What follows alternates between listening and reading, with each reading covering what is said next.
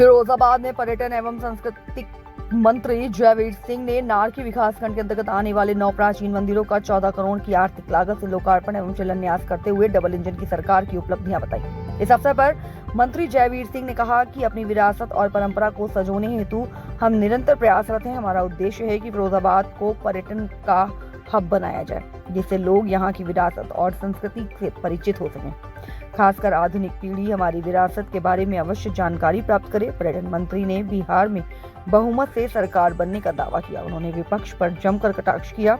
इस अवसर पर टूंडला विधायक प्रेमपाल धनगर, भारतीय जनता पार्टी जिला अध्यक्ष उदय प्रताप सिंह, ब्लॉक प्रमुख सुनील चक आदि संबंधित अधिकारी आदि उपस्थित रहे। ये पर्यटन अवस्थापना सुविधाओं के लिए लगभग 9 परियोजनाओं का लोकार्पण और शिलान्यास के कार्यक्रम, जिनकी लागत 14 करोड़ रुपए से ज्यादा की है, उनका इस सरजमी पे नारकी और टूंडला विधानसभा क्षेत्र के अंतर्गत हुआ है। सभी लोगों को बधाइयां, जिसमें हमारे माननीय विधायक जी, हमारे जिला अध्यक्ष जी, यहाँ के प्रमुख जी, अन्य तमाम पूरे क्षेत्र के गणमान्य लोगों की उपस्थिति में ये कार्यक्रम संपन्न हुआ है। इसके लिए पर्यटन विभाग की ओर से माननीय मुख्यमंत्री का आभार और सभी नारकी और टूंडला क्षेत्रवासियों को, जिनको इन परियोजनाओं का लाभ मिलने वाला है, उनको बधाइयां और बहुत बहुत शुभकामनाएं। मंत्री जी, बिहार में चुनाव चल रहा है, राहुल गांधी जंगल की यात्रा को निकल गए हैं, क्या कहेंगे? पप्पू यात्री थोड़ी कहते हैं उन्हें।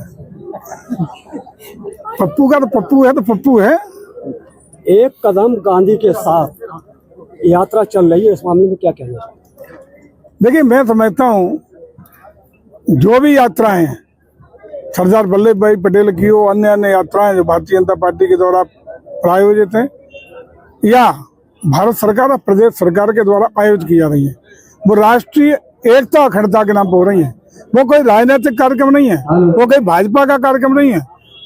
जो कार्यक्रम है वो राष्ट्रीय एकता के लिए, राष्ट्रीय अखंडता के लिए, भारत के उज्जवल भविष्य के लिए, विश्व में भारत की यश और कीर्ति बढ़ाने के लिए, सामाजिक समरसता के लिए आयोजित करने का काम किया। मंत्री जी, मोहन भागवत जी ने कहा है भारत में कोई अहिंदू नहीं है, ईसाई और मुस्लिम सब इनके पूर्वज हिंदू थे, क्या कहेंगे आप? इसमें कहाँ दो राय है?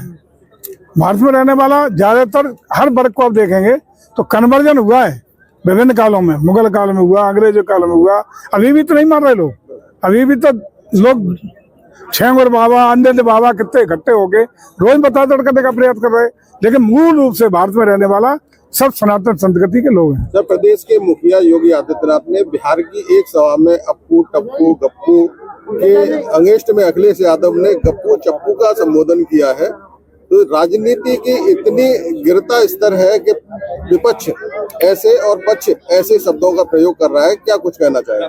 देखिए, निश्चित रूप से शब्दों की सम्मान होना चाहिए, गर्व होनी चाहिए, और निश्चित रूप से बिहार की जनता ने इसी के अनुरूप वो एनडीए की सरकार को पुनः सत्ता में प्रचंड बहुमत से लाने का मन बना लिया और निर्णय लिया है।